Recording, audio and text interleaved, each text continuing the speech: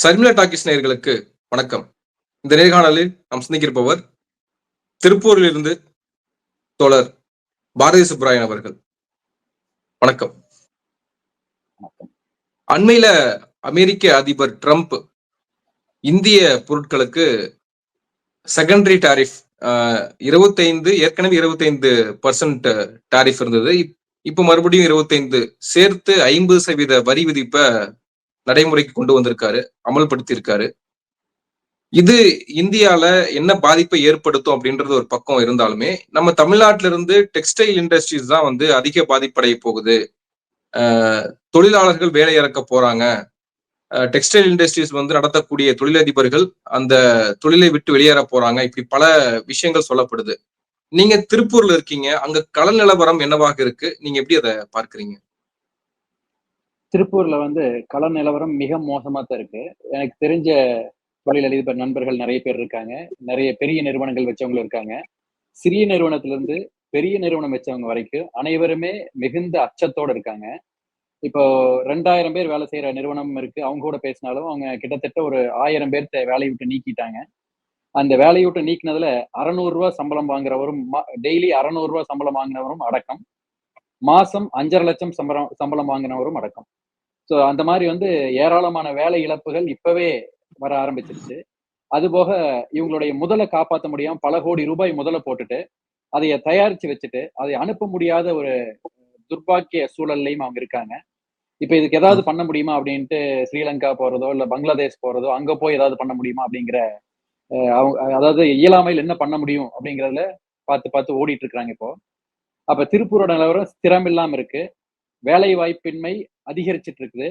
அதுபோக அடுத்த எதிர்காலம், இந்த தொழிலோட எதிர்காலம் என்ன அப்படிங்கிற அச்சம் வந்து எல்லாத்துக்கிட்டயுமே இருக்கு. ஓகே. ஆனா இப்போ அண்ணாமலை வந்து ஒரு ட்வீட் ஒண்ணு பண்ணியிருந்தாரு. அதாவது மாற்று நாடுகளுக்கு குறிப்பாக வந்து அமெரிக்கா தான் இந்திய டெக்ஸ்டைல்ஸ வந்து அதிகமாக இறக்குமதி செய்யக்கூடிய ஒரு நாடாக இருந்தாலுமே, அதற்கு மாற்றாக பிற நாடுகளுக்கு நாங்க வந்து பார்த்துட்டு இருக்கோம். பிற நாடுகளுக்கு ஏற்றுமதி செய்யக்கூடிய நாடுகள் ஒரு 40 நாடுகள் நாங்க சூஸ் பண்ணியிருக்கோம். இங்க பேங்க் பேங்க் மூலியமா சப்போர்ட் குடுக்கறது, இந்த மாதிரியான ரிஃபார்ம் பண்ண போறோம் அப்படின்லாம் பல விஷயங்கள வந்து சொல்றாங்க. இப்ப அதெல்லாம் எந்த அளவுக்கு அது களத்துல அது எடுபடுமா? நீங்க எப்படி அதை பார்க்கிறீங்க? அதாவது நீங்க கேட்டத 2 பகுதியா பார்த்துக்கலாம். ஃபர்ஸ்ட் வந்து வேற நாடுகளுக்கு ஏற்றுமதி பண்றதுக்கு நாங்க ஏற்பாடு பண்றோம் அப்படின்னு அண்ணாமலை சொன்னதும். 2வது வேற சில எய்ட்ஸ் நம்ம வந்து கவர்ன்மெண்ட் மூலமா சில சலுகைகள் குடுக்குறோம் அப்படின்னு சொன்னது 2ஆ பார்ப்போம். முதல்ல வேற நாடுகளுக்கு ஏற்றுமதி பண்ணலாம் அப்படின்னு சொல்றதே வந்து என்னை பொறுத்தவரைக்கும் ஒரு தற்குறித்தனமான புரிதல் அது. ஏன்னா அமெரிக்காவுடைய வாங்கும் சக்தி வேற. அமெரிக்காவுடைய வாங்கும் சக்திய மற்ற நாடுகள் கூட நம்ம ஈடு செய்யவே முடியாது.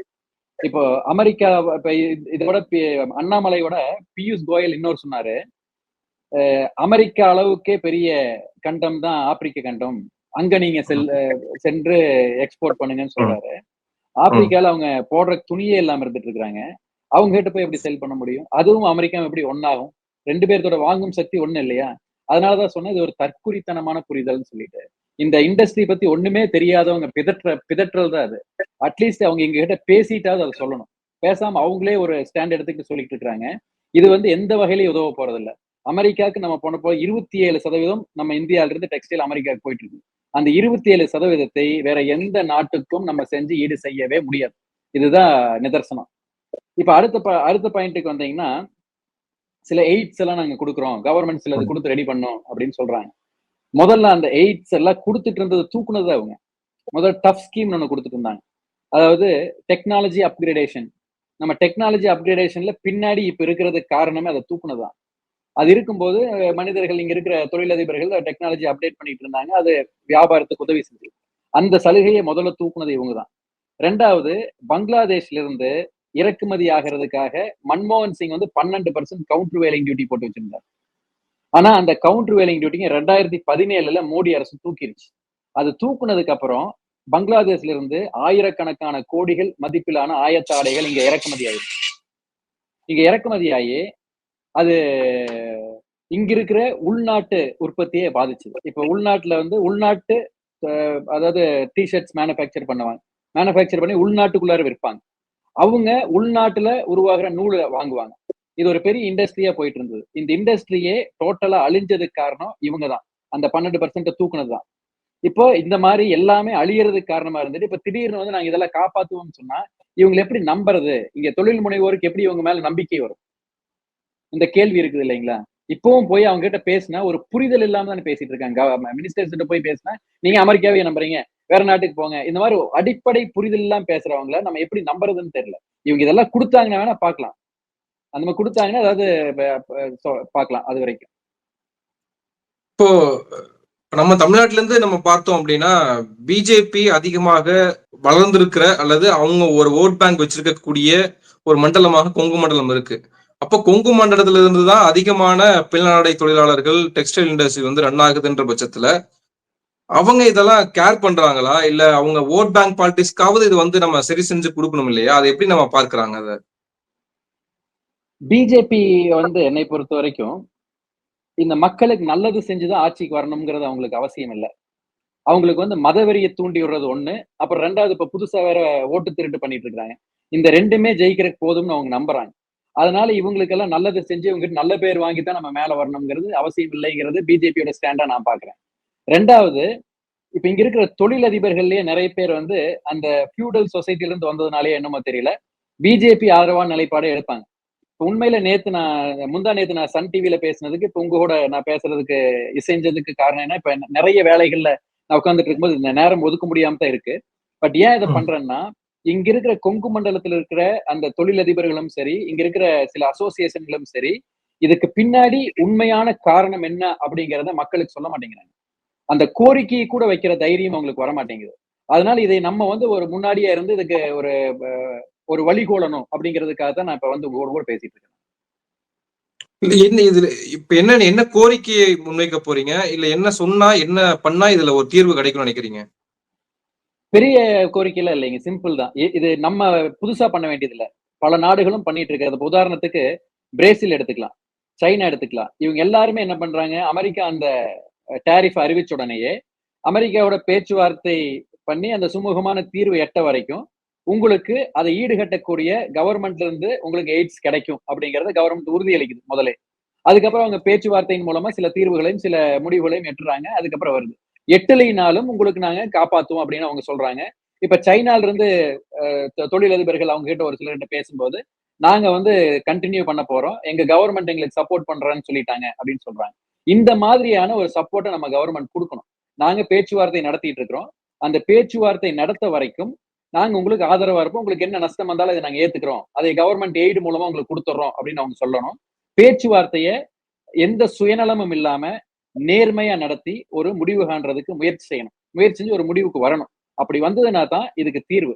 ஏன் அப்படி சொல்றேன்னா, இப்ப உடனடியா இப்ப இத பண்ணாம இப்ப இந்த 2, 3 மாசம் கழிச்சு தானா அது தீர்வாகுதுன்னு வச்சுக்கங்களேன். இப்ப ஒரு விவாதத்துல கூட ஒருத்தர் சொன்னாரு. அங்க அமெரிக்க மக்கள் வந்து இதை விரும்ப மாட்டேங்கிறாங்க. மக்களுக்கு அதிருப்தி வந்துருச்சு. அந்த அதிருப்தி வந்து ட்ரம்போட மனதை மாற்றும் அப்படின்னு சொல்லிட்டு இருக்காங்க. இதே ஒரு அதாவது எனக்கு ரொம்ப கேவலமா இருந்தது அத கேட்கும்போது. எங்க கவர்ன்மென்ட் ஒண்ணும் பண்ணாது. எங்க கவர்ன்மென்ட் பேச்சுவார்த்தையே நடத்தாது. எங்களுக்கும் ஒண்ணும் குடுக்காது. ஆனா நாங்க வந்து அமெரிக்க மக்கள் வந்து அவங்களுடைய மனம் வந்து ட்ரம்ப மாற்றும் அப்படின்னு சொல்லிட்டு உட்கார்ந்து இருக்கிறது அந்த நிலையே வந்து ஒரு அவலமான நிலை. அப்படித்தான் அவங்க சொல்லிட்டு இருந்தாங்க. இந்த மாரி எல்லாம் இல்லாம நேர்மையா கவர்ன்மென்ட் அங்க கிட்ட பேசி நமக்கு மாத்தணும்.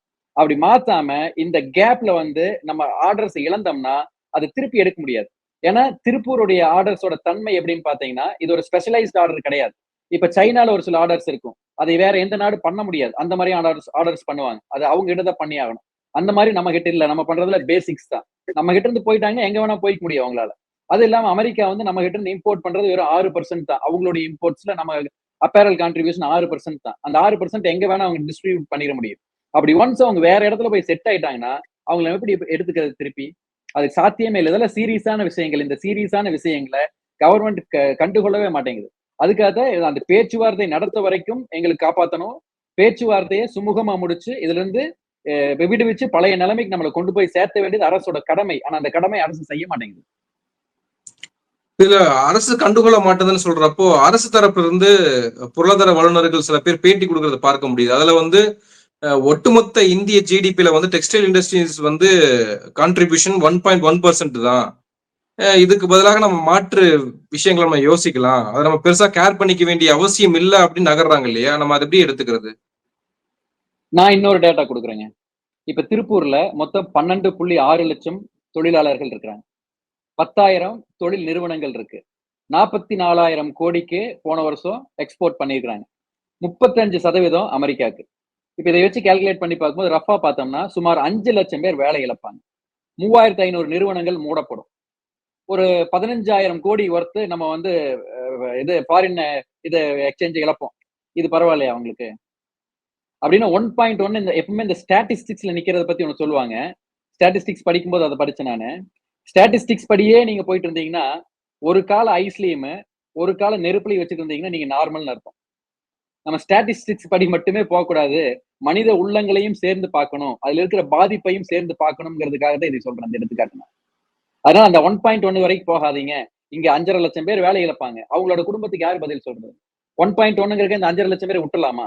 இப்ப இந்தியாவோட மக்கள் தொகை 140 கோடி அப்படிங்கிற அதுல வந்து இந்த 5,50,000 லட்சம் சிறிய அமௌண்ட். அதனால அந்த மக்கள் எங்களுக்கு தேவையில்லைன்னு விட்டுறலாமா? இது எந்த வகையான ஒரு மிருகத்தனமான மனநிலை இல்லைங்களா அது? இதுல இந்த பெண்களும் அடங்குவாங்க இல்லையா? பெண் பெண் தொழிலாளர்களும் வந்து பின்னலாடை தொழிலாளர்கள்ல வந்து அதிகமா வேலை செய்யறதையும் நம்ம பார்த்திருக்கோம், கேள்விப்பட்டிருக்கோம். அது எப்படி அவங்க எப்படி உணர்றாங்க இத?